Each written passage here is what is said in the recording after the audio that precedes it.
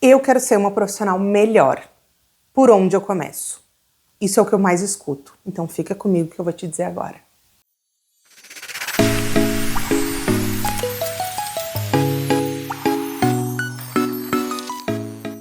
Planejar a tua rotina de trabalho vai fazer toda diferença para a tua percepção de valor, para tu entender como tu é uma profissional excelente, como que tu pode ser ainda melhor. E melhor ainda é que nesse processo vai ganhar os usuários, vai ganhar o serviço e de quebra ainda os teus colegas, a tua chefia vai te perceber como uma profissional de referência.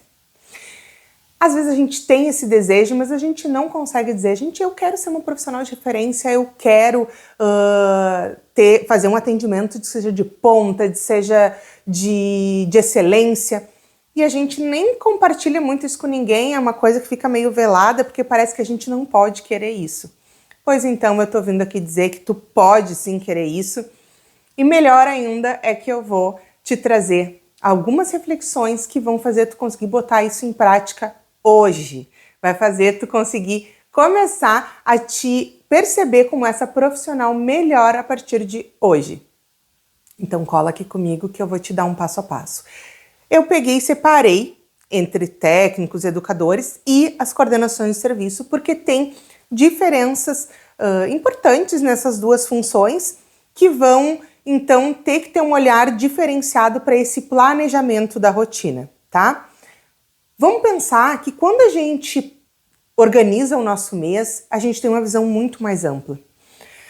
Mais ampla das tarefas, mais ampla das necessidades e principalmente mais ampla do ponto de vista do que a gente dá conta de fazer. E aí, nesse processo de organização, a gente vai perceber que tem algumas coisas que a gente não dá conta. E essas coisas que a gente não dá conta, a gente precisa levar para a equipe, precisa discutir, precisa retomar, porque muitas vezes é da incapacidade do serviço e não da tua incapacidade individual de conseguir atender essas demandas. Então vamos começar falando dos técnicos, dos educadores, como que tu faz para perceber isso na tua rotina hoje. Pega a tua semana de trabalho que já passou, dá uma olhada para ela e vê. Tirando ali as tuas horas de atividade fixa que a gente tem, de reuniões e tudo mais, que é um tempo morto, vamos dizer, que tu não pode marcar nada, né? Que é só aquela atividade, tu não vai poder fazer mais nada, apesar de que eu sei que tu tá fazendo coisas, encaixando coisas nesse horário também. Mas vamos cancelar isso e no tempo restante que sobra a gente vai fazer demanda, tempo e quantidade de atendimentos. A gente vai fazer esta relação. Quando a gente relaciona a quantidade de famílias que a gente tem com as demandas que elas apresentam, que lá no plano de acompanhamento a gente pensa qual é a periodicidade ideal, a sistematicidade dos nossos encontros ideal para a gente conseguir dar conta daquele nosso plano de acompanhamento com a família, e a gente pensa nas nossas horas de trabalho, isso dá uma outra noção sobre capacidade de atendimento baseado no concreto, no real. Muitas vezes a gente vai desenvolvendo o nosso trabalho aí com as famílias e a gente vê que fica às vezes mais de um mês sem atender uma família porque a gente está atucanado, além de estar todo dia apagando incêndio, ainda tem muitas famílias. Eu sei que a gente fica querendo dar conta de tudo e que é muito difícil a gente dizer que tá demais, mas realmente tá demais. Não basta só a gente pegar e dizer, ah, não, é 20 famílias por técnico e a gente achar que tá tudo bem, porque tu pode ter famílias muito demandantes. Às vezes tu não tem uma situação, por exemplo, tão agravada na família, mas tu tem uma família muito demandante, que te manda mensagem todo dia lá pro telefone do serviço, que liga, que comparece, e isso é tempo de trabalho que tu precisa doar para aquela família ali para poder trabalhar as questões. Então, mesmo isso não estando na tua agenda, acaba muitas vezes interferindo. Quando tu te planeja, tu vai estabelecer com a família, então, essa periodicidade. E tu vai ver se realmente tu dá conta ou não dá conta. Em alguns momentos tu vai ter que dizer, olha, nesse momento não posso fazer atendimento porque eu tenho outras agendas E é isso, e a gente precisa dar esse limite também. Então, ao perceber essa noção, famílias para atender, demandas que estão lá já no nosso plano e as nossas horas de trabalho disponíveis para essa ação, tu vai te dar conta disso, de que tem famílias que talvez tu precisa colocar alguns limites aí para esse acompanhamento, porque são muito demandantes. Outras famílias que tu vai perceber que tu não atende há mais de um mês e que isso é bem complicado, porque um mês é um tempo bastante grande, né? Pra gente não ter nenhuma notícia da família, acontece muita coisa em um mês. E aí tu vai então te dando conta de que tem que fazer esses ajustes. Ao fazer esses ajustes, tu também vai percebendo que no jeito ideal da gente trabalhar com as famílias pode te faltar tempo. Isso é muito comum da gente perceber. E aí a gente pensa em otimização, a gente tem vários recursos que a gente aciona. Mas de fato, depois de acionar tudo isso, pode ser que ainda fique coisas de fora. E aí leva para a coordenação, leva para a equipe e discute isso conjuntamente, tá? Então te aconselho a fazer um mapa aí da tua semana, pega uma semana que tu já realizou, que tu já viveu ela, que tu sabe então como que foi, todos os atravessamentos que tiveram, todas as coisas que tu queria fazer e deixou de fazer, e toma ela como um exemplo para tu começar a pensar no que seria uma semana ideal, se tu tivesse conseguido executá-la da melhor forma, como que ela seria. Então, faz esse exercício que isso vai te dar muita percepção das dificuldades, do que pode ser otimizado e daquilo que está fora da capacidade de atendimento, tá? Como que os coordenadores dos serviços vão fazer isso? Os coordenadores têm duas linhas principais de atuação, que são as ações administrativas e são as ações de gestão de equipe. Nessas duas frentes, o que está incorporado no fazer diário? A vigilância socioassistencial, a gestão do trabalho e a educação permanente. Sim, a gente desenvolve essas três áreas no local de cada uma das unidades socioassistenciais. E o coordenador é a pessoa que vai desenvolver isso. Eu sei que tem muito coordenador que está fazendo acompanhamento familiar, que divide casos junto com a equipe.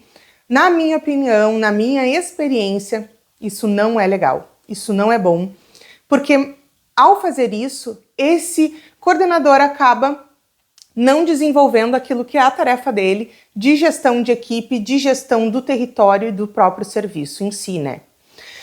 Então vamos parar para pensar.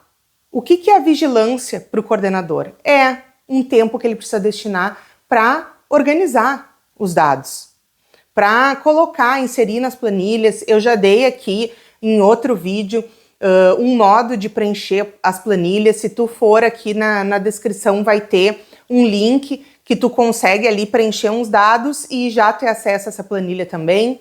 Então tem tudo aí para tu fazer. Se tu não tiver ainda esses dados, não estiver coletando esses dados, tem um jeito, uma planilha bem simplificada que eu compartilhei em vídeos anteriores. Na gestão do trabalho, a gente tem uma percepção a respeito da equipe, de como que está organizado o serviço, de que forma que a gente faz a oferta. E tudo isso o coordenador precisa estar pensando, precisa estar gerenciando. Quando ele pensa no trabalho social com famílias, de como é desenvolvido no serviço, ele tem que pensar em formas de reorganizar os processos para dar conta da demanda, para atender às necessidades desse território, que ele é o gestor, que ela é a gestora do território. Então a gente precisa pensar a partir daí. E no caso da educação permanente, cada vez que a gente discute um caso, cada vez que a gente estabelece dentro de uma reunião de equipe forma de atendimento, metodologias, técnicas, a gente está produzindo saber, a gente está construindo tecnologia social. Então, vamos ver este momento como um momento de educação permanente. Educação permanente não é só quando a gente faz um curso. Educação permanente é o nosso dia a dia, quando a gente se propõe a produzir conhecimento e a também aprender. Então, isso é um processo de educação permanente que o coordenador precisa estar direcionando. Então, isso é algo que ele vai fazer durante essas reuniões, essas atividades que a gente tem em equipe, que é para discutir caso, que é de referência contra referência, que é de reunião de equipe ampla também, onde a gente envolve todos os atores, não só a equipe técnica. Enfim, tem todos esses trabalhos. E tem aqueles trabalhos administrativo-burocráticos que são da ordem de preenchimento de relatórios, que a gente tem que fazer essas outras coisas. Então, tu vai, dentro do teu tempo, da tua semana, pensar no planejamento, que a coordenação do serviço trabalha muito com a esfera do planejamento, que é o planejamento do serviço, de pensar essas estratégias, de fazer esquemas diferenciados de abordagem com a equipe para discutir os casos, que fomente mais processos de educação permanente, que consiga produzir dados também que leve a gente a ter uma maior compreensão do território. Tudo isso vai ser pensado pela coordenação do serviço, que vai então ali na sua semana olhar o que tem feito. Porque muitas vezes, até mais do que os técnicos e os educadores, a coordenação do serviço é atropelada. O tempo inteiro é atropelada pelo gestor, que está hierarquicamente acima, lá nas proteções, é atropelada pelos técnicos que querem uma coisa ou outra da sua urgência, que é compartilhada com a coordenação, com a equipe ali administrativo de serviços gerais, que a gente também precisa gestar no nível local e é a coordenação que faz isso. Então tu acaba sendo atropelado o tempo inteiro pelas necessidades de todos e quando vê tu não consegue desenvolver aquilo que para ti era necessidade dentro das tuas atribuições de trabalho. Então a coordenação muitas vezes se vê nesse lugar de apagar o incêndio de todo mundo e nunca apagar o seu próprio incêndio. Então, isso é algo que a gente, com planejamento, consegue diminuir significativamente, principalmente dando limites para aquilo que é urgente e aquilo que não é urgente. Já tem um vídeo aqui no canal que eu já postei falando sobre as urgências e que é muito importante que a coordenação de serviço tenha isso, até para conseguir blindar um pouco e conseguir executar o seu trabalho sem ficar o tempo todo sendo atravessado pelas necessidades individuais de todo mundo que está ali dentro dessa equipe, que o gestor da equipe, quem faz a gestão da equipe é a coordenadora do serviço, é a coordenação.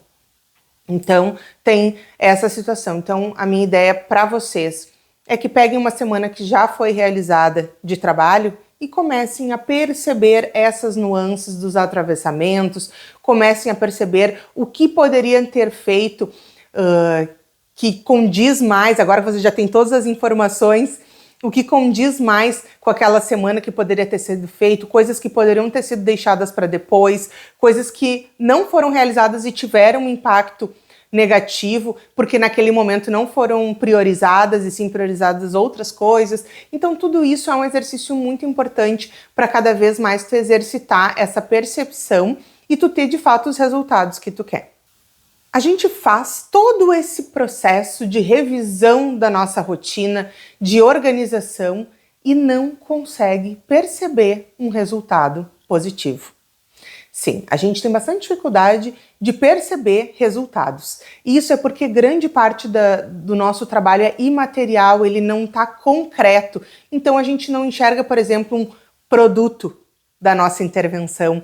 A gente não enxerga um desfecho, um fechamento do que é o resultado da nossa ação. E essa imaterialidade faz com que a gente acabe nunca conseguindo perceber nenhum resultado. Então aqui eu vou te trazer resultados que tu pode perceber que são concretos, que tu vai conseguir perceber o resultado positivo dessa organização da rotina. Um deles é conseguir realizar todas as tarefas, aquelas que tu te propõe. Isso é extremamente fácil da gente ver, planejou, conseguir fazer tarefa 1, 2, 3, vai dando ali um check naquilo que tu conseguiu fazer. E isso vai te ajudar a perceber o quanto que tu tá avançando. E cada semana que tu for fazendo isso, tu vai perceber mais esse resultado. Antecipação de prazo. Nós temos prazos, por exemplo, para relatórios, para responder processos e tudo mais. Dentro disso, a gente acaba muitas vezes, nessa afobação que a gente está sempre na urgência, sempre no atendimento de apagar incêndio, a gente nunca consegue se antecipar.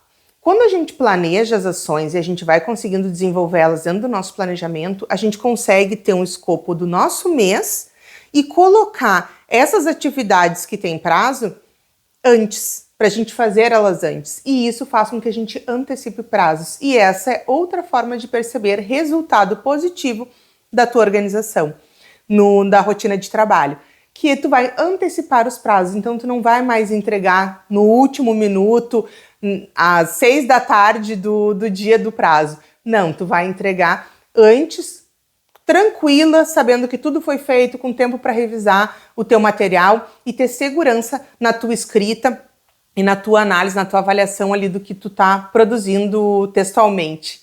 Então essa é mais uma percepção de resultado. A maioria das pessoas tem dificuldade de perceber o desenvolvimento do trabalho social com famílias, no tanto que a gente está alcançando de resultados. Na nossa rotina, de como é que a gente vai perceber que o desenvolvimento desse trabalho está sendo feito, está sendo concluído com sucesso? Quando a gente vai dando vencimento nas etapas.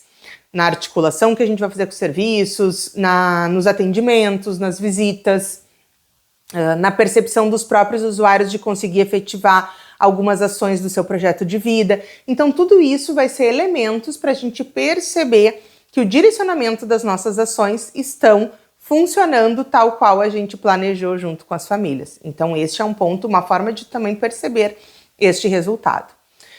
Outro ponto é o desenvolvimento profissional. Nem sempre a gente coloca isso como uma necessidade nossa ou como um resultado esperado da nossa intervenção, das nossas rotinas de trabalho, mas ele tem sim que estar no teu planejamento e tu vai perceber na medida que tu consegue implementar técnicas, que tu aprende novas formas de intervenção com a família, ou ali de gestão dessa equipe, ou então quando tu percebe dentro do desenvolvimento profissional que tu tá te sentindo mais segura. Tudo isso são elementos que ajudam a fazer essa percepção de resultado. E aqui, um elemento importantíssimo é o empoderamento da rede de serviços. Sim, isso é um resultado esperado.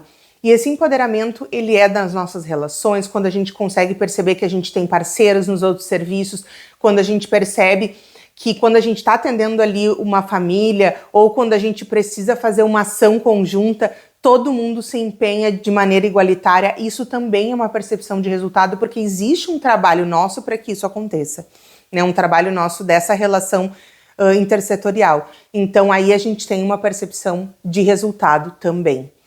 Tô dando aqui para vocês essas ideias, eu faço isso também de maneira, claro, muito mais aprofundada lá no curso Bombeira Social Nunca Mais, porque justamente a gente se torna uma profissional melhor quando a gente consegue planejar a nossa rotina, consegue que ela aconteça tal qual a gente planejou, e isso pode hoje estar parecendo uma coisa muito impossível na tua realidade, mas eu te garanto que isso é possível, que tu pode ter um dia a dia mais leve. Já te dei aí várias ferramentas, não só nesse vídeo, mas em outros, que te diz como desenvolver esse processo de organização de rotina. E se tu quiser abandonar essa carcaça aí de bombeira social, vem comigo. Beijão!